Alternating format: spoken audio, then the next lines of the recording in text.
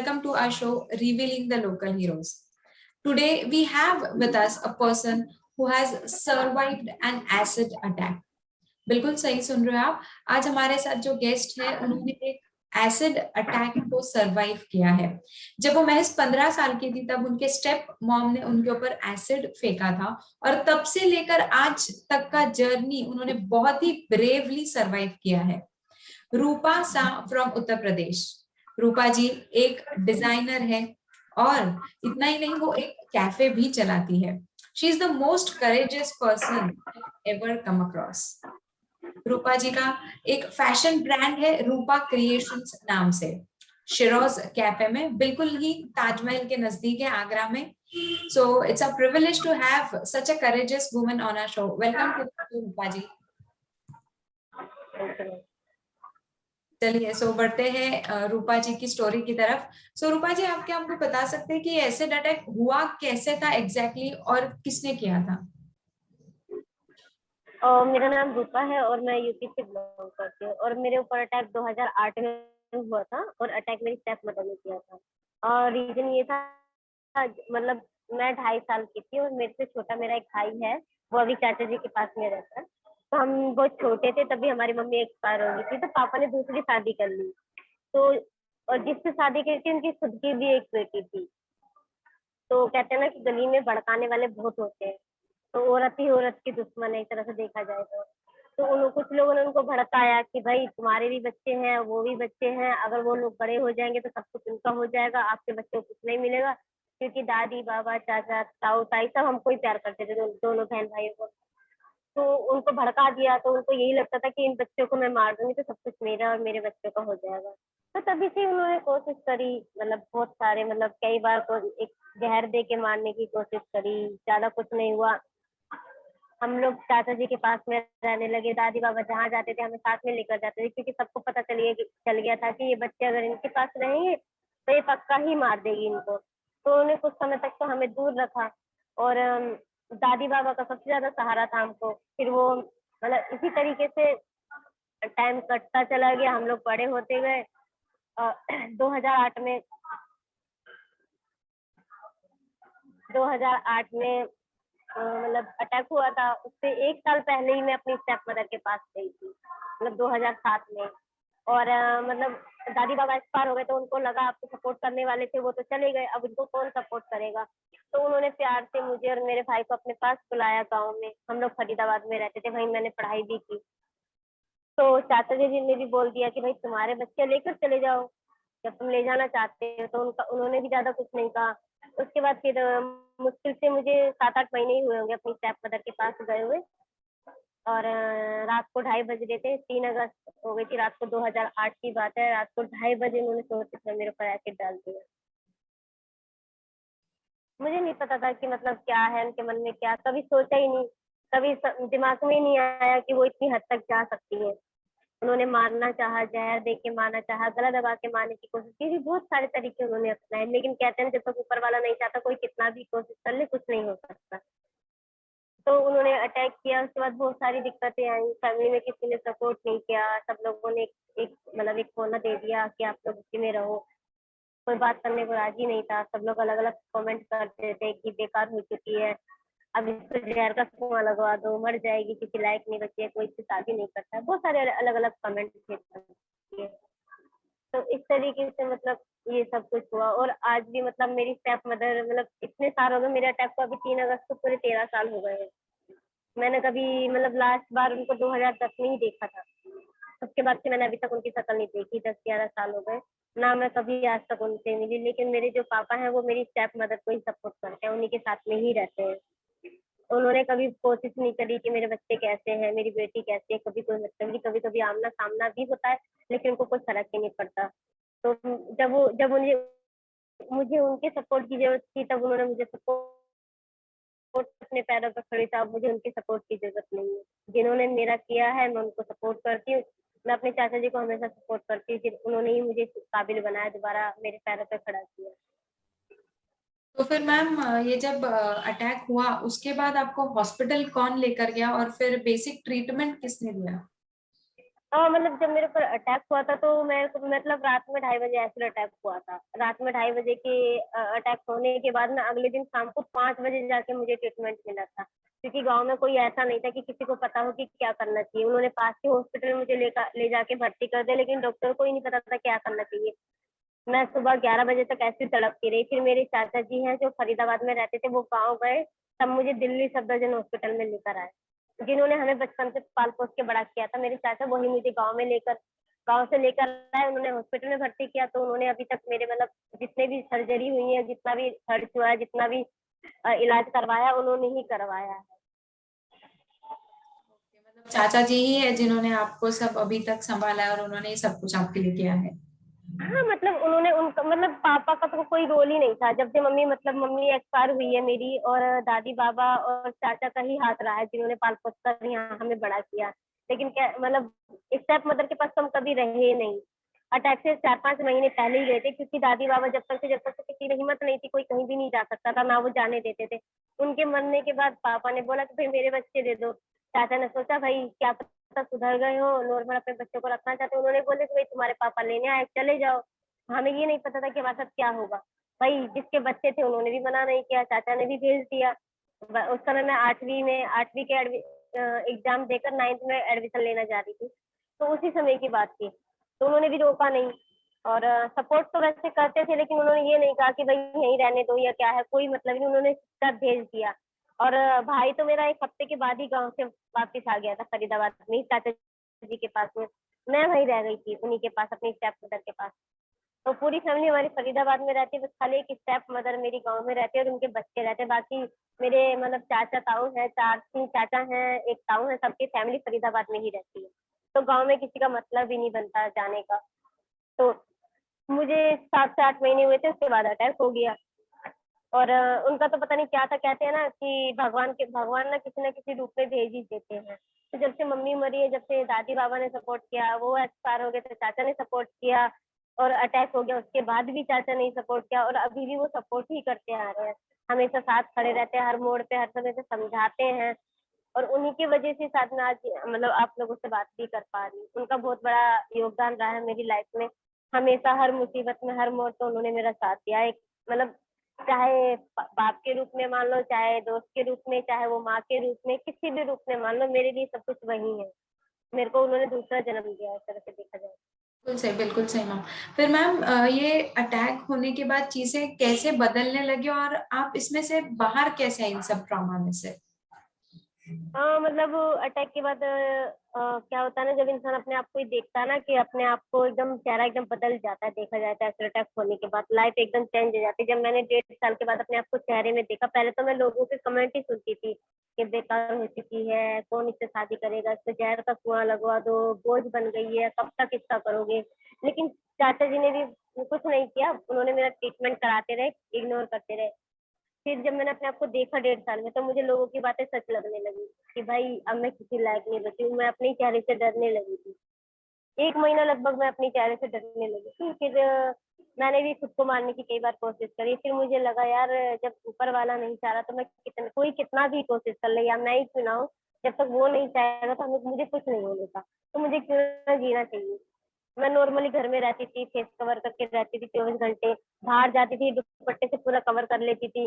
और घर में रहती थी, हैंकी बांध के रखती थी 24 घंटे में, इतना हैंकी बांध के रखती थी 24 घंटे। मतलब खाना खाती थी तो एक कोने में चुपचाप बैठ के खाना खाती थी, किसी से बात नहीं करनी, उसमें मुझे शर्म लगती थी।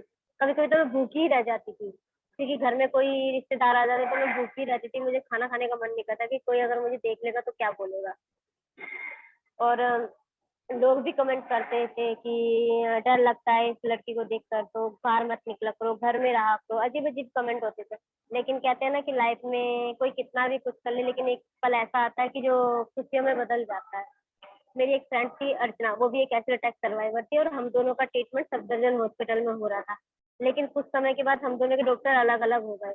मेरा ऑपरेशन दूसरे दिन होने लगा, उसका ऑपरेशन दूसरे दिन। अचानक हम दोनों की भेंट हो गई। मतलब मेरी जो फ्रेंड थी, उनकी मम्मी की और मेरे चाचा जी की मुलाकात हो गई हॉस्पिटल में। तो उन्होंने बताया कि बहुत दिन से आपको हम मिलना चाह रहे थे। तो फिर मैं जाके अपनी फ्रेंड से मिली, तो उसने मुझे बताया कि ऐसे ऐसे अभी एक कैंपेन शुरू हो रहा है, स्टॉप एसिड अटैक, जो जिनके ऊपर अटैक हुआ है ना, उन लड़कियों के लिए वो काम करना शुरू कर रहे हैं, तो आप जाके वहाँ मिलो, शायद तुम्हें कोई सपोर्ट मिल जाए।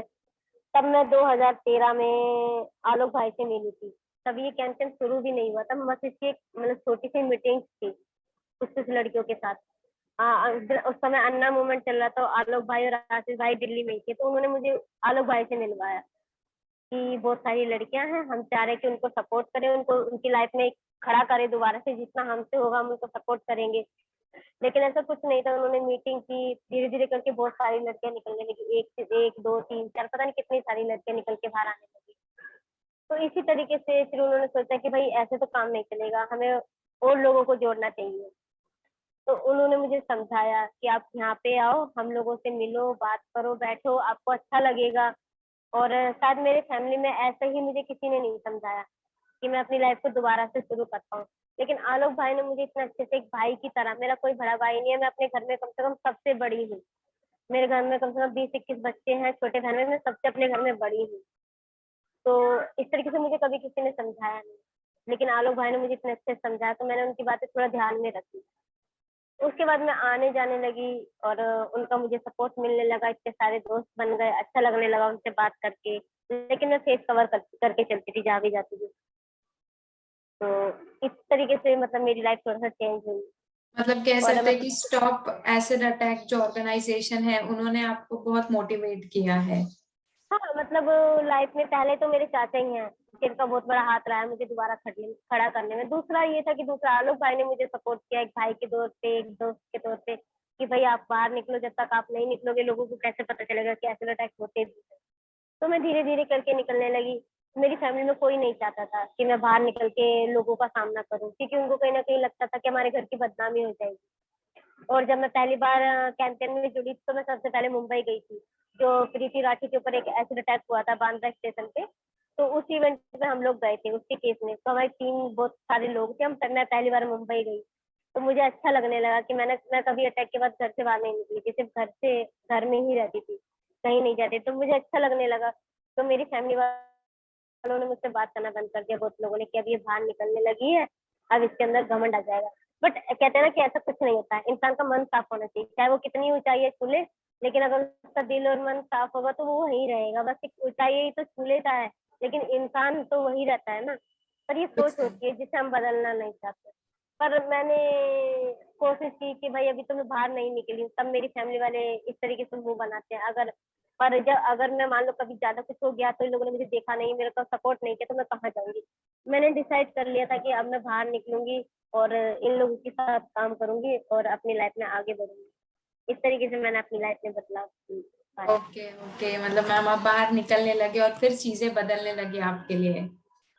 हाँ, मतलब फिर उसके बाद 2000 मतलब हाँ 2013 में ही जजमेंट आया था एसिड अटैक को लेकर सुप्रीम कोर्ट में। तो हम लोग उस समय वहीं पे ही थे। हम लोगों ने रियल मतलब वहाँ पे सुप्रीम कोर्ट के आगे जब जजमेंट आया था हम लोग वहीं पे थे। तो उसके बाद से हम लोग मीडिया में, न्यूज में, हर जगह आने लगे। तो बहुत लोगों ने सपोर्ट किया, बहुत लोग अच्छे भी थे, बहुत लोग बुरे भी थे। तो एक दिन ऐसे ही मैं मेट्रो में जा रही थी, मैंने आलोक भैया की बात मान के मैंने फेस ओपन तो कर दिया। बट मैं मेट्रो मेट्रो फेस ओपन कर लेती थी और मेट्रो से बाहर निकलती थी तो फेस कवर कर लेती थी, इस तरीके से था मेरा। तो जब जजमेंट आने के बाद एक लेडीज मुझे बहुत दूर से फॉलो कर रही थी मेट्रो में ही। तो जब मैं अपने स्टेशन पर उतरने लगी तो पीछे से मुझे आवाज देने लगी, मैं रुकी। तो उन्होंने बोला मतलब बेटा मेरा बेटा ना आपसे कुछ बात करना चाहता है। मैंने बोला जी बोलिए। तो उसने पूछा कि आपके साथ ये किसने किया दीदी। मैंने बोला कि मेरी सौतेली मम्मी ने मेरे ऊपर एसिड डाल दिया। तो उसके बाद जो उसकी मम्मी थी उसने इतना सुनते ही मुझे गले लगा लिया। तो वो बोली बेटा अगर एक माँ ने ऐसा किया ना तो आपको बहुत सारी माओ का आशीर्वाद मिलेगा, आप हमेशा ऐसे हंसते रहो, अपने मुस्कुराते रहो, आप बहुत अच्छे हो, कभी भी किसी की बात का बुरा मत मानना, आप अपनी लाइफ में आगे बढ़ो और बहुत तरक्की करो। तो उस दिन का दिन है और आज का दिन है, मैंने कभी फेस कवर नहीं किया। उस दिन के बाद मैंने प्रॉपर ही फेस ओपन कर दिया। मतलब तब से मैंने आज तक फेस कवर कभी नहीं किया।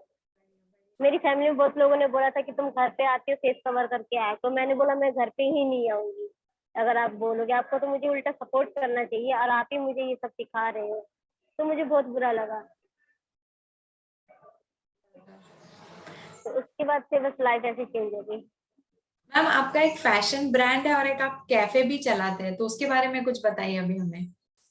मतलब मेरा कैफे नहीं है, वो कैफे सभी का ही है। हमारे कैंटीन ने मतलब वो सर्वाइवरों के लिए ही खोला था, लड़कियों के लिए, क्योंकि बहुत किसी के पास जॉब नहीं थी, कोई इतना पढ़ा लिखा नहीं था कि कोई बाहर जाके जॉब कर ले। और अटैक के बाद तो जॉब बहुत मुश्किल था मिलना, क्योंकि बहुत लोग सपोर्ट ही नहीं करते थे हम लोगों को, एक समाज से बाहर निकाल के फेंक दिया था हमको कि तुम कुछ नहीं कर सकते हो, और कोई जॉब देने तक को तैयार नहीं था हम लोगों को।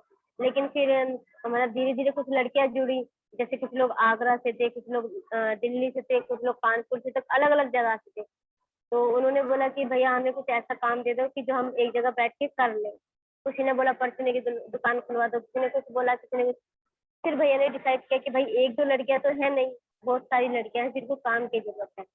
तो उन्होंने फिर एक प्लेटफॉर्म का प्लान बनाया, जैसे कि फिरोज आगरा वाला कैफे सबसे पहले ओपन हुआ था 2000 मतलब 2014 में, 10 दिसंबर को उसकी ओपनिंग हुई थी। तो हमारे लिए वो एक सरप्राइज था। हम लोग दिल्ली में थे और वो आगरा में, वो उन्होंने पूरा प्लान कर लिया, जगह वगह देख ली, सब कुछ इतना अच्छे से उन्होंने कर लिया था। जब वो प्रॉपर तरीके से तैयार हो गया तो हमें ले जाके वहां पे खड़ा कर दिया कि आज से आपको यहीं पे ही काम करना है, और आप ही के लिए ये हमने शुरू किया है। तो हम लोगों के लिए बहुत सरप्राइज था, हम लोग खुश हो गए कि आज से हम यहाँ काम करेंगे। तो इस तरीके से आगरा वाला कैफे ओपन हुआ, और हमारे लिए एक वो ऐसा प्लेटफॉर्म है कि जहाँ हम जॉब के जरिए, जिस जॉब की तरीके से काम करते हैं, सुबह उठते हैं, नहा धोते हैं, एक जॉब की तरह तैयार होके ऑफिस जाते हैं, फिर वहां से आते हैं, सीनियर की तरह काम करते हैं। तो बहुत कुछ सीखा हमने। हमने कभी जॉब नहीं करी अपनी लाइफ में, कभी कुछ नहीं देखा, कभी ट्रेनिंग नहीं ली, कभी इतना पढ़े नहीं है, 8वीं पास के बाद मेरी पढ़ाई भी नहीं हुई थी। तो कभी सोचा नहीं था कि लाइफ में इतनी जल्दी इतना सब बदलाव हो जाएगा। बट हम लोगों ने धीरे धीरे सब एक्सेप्ट किया, सर्विस भी करी हमने, अकाउंट्स भी खुद ही किया, सब साफ सफाई सब कुछ हमारे हाथ में था। हम लोगों ने धीरे धीरे करके इस तरीके से हम लोगों ने कैफे ओपन कर लिया, कैफे में रन करने लगे। आगरा वाले कैफे में सबसे ज्यादा इंडियन से ज्यादा फॉरनर्स आता है, तो हमारे लिए वो एक जॉब है, एक बिजनेस है हमारा वो। इस तरीके से हम लोग एक साथ काम करते हैं, एक दूसरे को सपोर्ट करते हैं। बिल्कुल बढ़िया है मैम। मतलब एक्सेप्टेंस, अगर आप कोई भी चीज एक्सेप्ट कर लेते हो तो ही आप आगे बढ़ सकते हो। मेरे हिसाब से सबसे बेसिक जी रिक्वायरमेंट बिल्कुल। वही होता है। मैम अभी आप मुझे बताइए कि आपने आपके फादर का सरनेम ड्रॉप किया है और आपने SAA लगाया हुआ है, तो वो क्या है, आप बता सकते हो उसके बारे में कुछ? मतलब मैं कभी अपना सरनेम नहीं लगाती, मेरे मतलब मैं खाली रूपा ही लिखती हूँ, मेरे सारे डॉक्यूमेंट्स में रूपा ही लिखा हुआ है, मैं कभी नहीं लगाती। मैंने कभी यूज भी नहीं किया अपना सरनेम, कभी भी नहीं लाइफ में। और रूपा के नाम से मैं जाने जाती, लेकिन स्टॉप एसिड अटैक का जो नेम है ना, स्टॉप एसिड अटैक, तो एस का, स्टॉप का एस हो गया, एसिड का ए हो गया, अटैक का ए हो गया, तो इस तरीके से अच्छा रूपा अच्छा सा अच्छा हो अच्छा। गया। तो इस तरीके से हमने कुछ लोगों ने ऐसे ही अपना सरनेम बना लिया स्टॉप एसिड अटैक को, क्योंकि हमारे हाँ लिए ये बहुत बड़ा नाम है, बहुत बड़ा जरिया है, जिसकी वजह से आज हम लोग बाहर रहते हैं, एक दूसरे को सपोर्ट करते हैं, खुल के अपनी लाइफ से जीते हैं, किसी का डर नहीं है, कोई अगर कुछ बोलता है तो वो सीधे निकल जाते हैं, कोई क्या है क्या बोल रहा है, हमें किसी से मतलब नहीं है। क्योंकि भाई गलती हमने नहीं करी, सामने वाले ने गलती करी है, तो उसको झुकना चाहिए, फेस उसको कवर करना चाहिए, ना कि हमें। हमें तो अपनी लाइफ जीने का पूरा पूरा हक है, तो हम जिएंगे। मैम, आपको लगता है कि एसिड अटैक जो करते हैं उनके लिए इंडिया में कुछ और स्ट्रिक्ट लॉज होने चाहिए आपके हिसाब से? बिल्कुल होने चाहिए, क्योंकि जो अटैकर है उसको 10 साल की 15 साल की सजा से कुछ नहीं होता, क्योंकि वो हमारे ऊपर एसिड अटैक करता है, हमारी पूरी लाइफ बदल जाती है, एक पूरा केस ही हमें चेंज हो जाता है हमारा। मतलब जो हमारा पहले चेहरा होता है वो बिल्कुल ही बदल जाता है। वो तो हमारे लिए पूरी जिंदगी, जब तक हम साइड जिएंगे, जब तक वो हमारे साथ रहेगा। तो उसको भी ऐसी सजा मिलनी चाहिए, या तो पूरी उसको उम्र कैद होनी चाहिए। उम्र कैद के साथ साथ उसको फैमिली में कोई उसको सपोर्ट ना करे, कोई इससे मिलने ना जाए, कोई उससे बात ना करे, उसको अकेला छोड़ दे उसके हाल पे, शायद तभी उसको एहसास होगा। और मैं तो ये कहती हूँ कि मान लो ये सजा तो ठीक है, ये तो बात की बात है, लेकिन पहले 2-4 लोगों को, क्योंकि एसिड अटैक बहुत लोग इसलिए भी करते हैं, अरे उसने एसिड अटैक किया, उसको तो कुछ हुआ नहीं, उसको सजा नहीं मिली, वो तो छूट के आ गया, कुछ नहीं हो पाता है, मैं भी ऐसी करूंगा, मैं भी करूंगा, ये वो ये सब सोच लेते हैं, लोगों की सोच है ये। क्योंकि कहते हैं ना, ज्यादातर केसेस प्यार की, लव लव की तरफ से होते हैं। मतलब किसी ने किसी को प्यार किया, उसने मना कर दिया, उसने एसिड डाल दिया। ज्यादातर केस इसीलिए होते हैं, वन साइडेड लव की वजह से। तो क्यों ना मतलब 2-4 लोगों को हम तुरंत ही, कोई अटैकर से उसको तुरंत फांसी दे दी जाए। मतलब 2-4 केस ऐसे होने के लगातार तुरंत फांसी, तो कहीं ना कहीं डर बैठ जाएगा लोगों के मन में कि भाई हाँ, ये करने से तुरंत एक्शन होता है। मानते हैं आप 10-11 साल की सजा दे देते हैं, उससे कुछ नहीं होता। वो 10 साल के बाद बाहर निकल आएगा, 11 साल के बाद बाहर निकल आएगा, फिर अपनी लाइफ दोबारा से जीने लग जाएगा। बट कुछ केसों में ऐसा होना चाहिए कि उसको तुरंत, अगर उस केस को तो हम मान सकते हैं कि भाई लंबा खींचना चाहिए जिसका कोई प्रूफ नहीं है, उसको टाइम लगता है उसको निकालने में, भाई सच में इसी ने किया या किसी और ने किया है। लेकिन हाँ, अगर पता है कि भाई इसी बंदे ने एसिड अटैक किया तो तुरंत उसको फांसी हो जानी चाहिए, तुरंत के तुरंत। ना कोई जजमेंट, ना कोई केस, ना भागा दौड़ी, कुछ नहीं, कोई प्रूफ नहीं। तुरंत 1-2 केस ऐसे हो जाएंगे तो शायद लोगों के मन में डर बैठेगा कि हाँ भाई एसिड अटैक करने से सीधा फांसी होती है, तो शायद वो नहीं करेगा, एक बार सोचेगा करने से पहले। तो ये होना चाहिए। आज मेरी स्टेप मदर आज भी बाहर है और मेरा केस सिर्फ 1.5 साल चला। पुलिस वालों को पैसे चाहिए थे, मेरे पास पैसे नहीं थे, वकील को पैसे चाहिए था, मेरे पास पैसा नहीं था, इसलिए मेरी मम्मी 1.5 साल के बाद बाहर छूट के आ गई। आज मेरे पास सब कुछ है तो मैं खुद कुछ नहीं करना चाहती। तो बहुत चीजें हैं लाइफ में जिसको बिल्कुल हमें सही। लेकर चलना है। तो इसी यही सब बराबर है, मतलब उनके लिए स्ट्रिक्ट लॉज भी होने चाहिए, और एसिड अटैक सर्वाइवर्स जो है। है जी उनके लिए भी कुछ फैसिलिटीज होने चाहिए जिससे वो केस फाइल कर सके, भले उनके पास पैसा हो ना हो, ये जी भी बिल्कुल, जैसे फैसिलिटी। कि हाँ मतलब बिल्कुल बहुत सारी चीजें हैं, जैसे फ्री ऑफ ट्रीटमेंट होना चाहिए। एकदम हॉस्पिटल में जाते हैं, किसी हॉस्पिटल वालों को ये नहीं पता कि अटैक के बाद क्या करना चाहिए। दिल्ली सफदरजंग हॉस्पिटल में, अपोलो में तो पता भी है कि भैया एसिड अटैक होते हैं तो उनका इलाज है। लेकिन नॉर्मल गांव में चले जाओ, उनको यही नहीं पता कि भैया ये एसिड के बाद करना क्या होता है, उनको यही नहीं पता। तो वो पता होना, वो जानकारी होना डॉक्टरों को बहुत जरूरी है, चाहे कितना ही बड़ा हॉस्पिटल हो या कितना ही छोटा हॉस्पिटल हो। सबको नॉलेज होनी चाहिए एसिड के बारे में, क्योंकि एसिड एक ऐसी चीज है कि हड्डियां तक को गला देता है। तो इसकी नॉलेज हर हॉस्पिटल में होनी चाहिए, हर लोगों को पता होनी चाहिए। और मान लो अभी किसी को नहीं पता कि अटैक के बाद क्या करना चाहिए।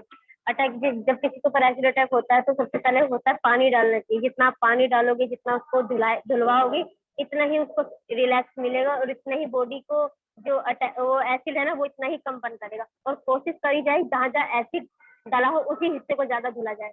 ये नहीं है कि जहाँ चेहरे पे एसिड डाला तो आपने उसके ऊपर खड़े होकर पानी डाल दिया, वो पानी जहां जहां जाएगा वहां तक बन सकेगा। कोशिश करिए जिस जगह पे एसिड है उसी जगह पे पानी डाला जाए और वो पानी कहीं और ना जाए, नहीं तो जहां भी जाएगा वो वहां वहां पर एसिड मतलब जलाता हुआ चला जाएगा।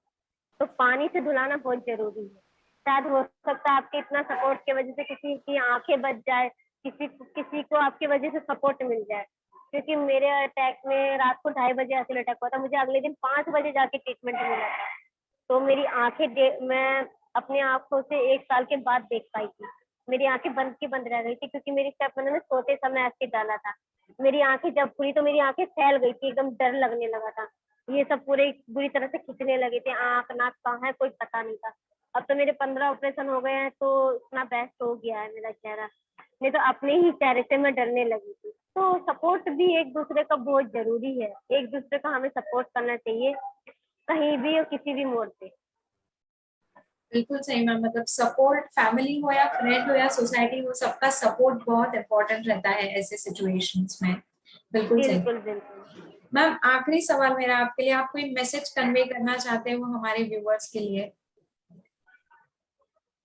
हाँ मतलब मैं बस इतना ही कहूंगी, जितने भी लड़के लड़कियां हैं, जहाँ तक मेरी आवाज आ रही है, अपने सपनों को पूरा करें और अपनी लाइफ में आगे बढ़े।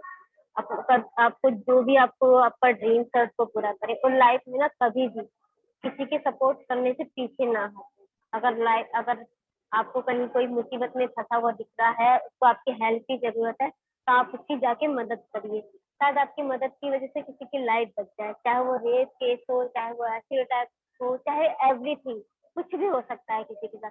आज मेरे साथ या कल किसी के साथ भी होगा। तो आपको आगे बढ़ के उसकी मदद करनी चाहिए, ना कि पीछे हटना चाहिए। आज मेरे साथ है, कल को आपकी बहन बेटी भी हो सकती है उस जगह पे। तो हर किसी को एक दूसरे का सपोर्ट करके चलना है। बहुत लोग ये सोचकर पीछे हट जाते हैं कि भाई कोई हमारा थोड़ी ना है कि हम सपोर्ट करें। लेकिन ऐसा नहीं सोचना चाहिए, अपनी सोच को बदलो, अपने आप को बदलो। अगर आपने अपने आप को बदल लिया तो शायद सामने वाला खुद ही बदल जाए। एक दूसरे की मदद करो, तभी हम देश में चेंज ला पाएंगे, अपने आप में चेंज ला पाएंगे, अपने आस पड़ोस में चेंज ला पाएंगे। एक दूसरे की मदद करने से कोई छोटा बड़ा नहीं हो जाता है। तो आप लोगों से मेरी यही रिक्वेस्ट है, आगे बढ़िए, मदद करिए और सपोर्ट करिए और अपने सपनों को, अपने अधिकार के लिए लड़ना सीखिए, अपनी लाइफ में आगे बढ़िए और खुश रहिए। बिल्कुल बिल्कुल मैम। सो रूपा सा का आज हमारा कॉन्वर्सेशन यहीं पे खत्म होता है, और बहुत ही अच्छी तरीके से उन्होंने बताया कि उनका मैसेज क्या है सोसाइटी के लिए, कैसे लोगों ने एक दूसरे को सपोर्ट करना चाहिए। So thank you everyone for watching our show. Thank you Rupa सा, thank you for coming on our show, thank thank you. You ma'am, thank you so much, thank you.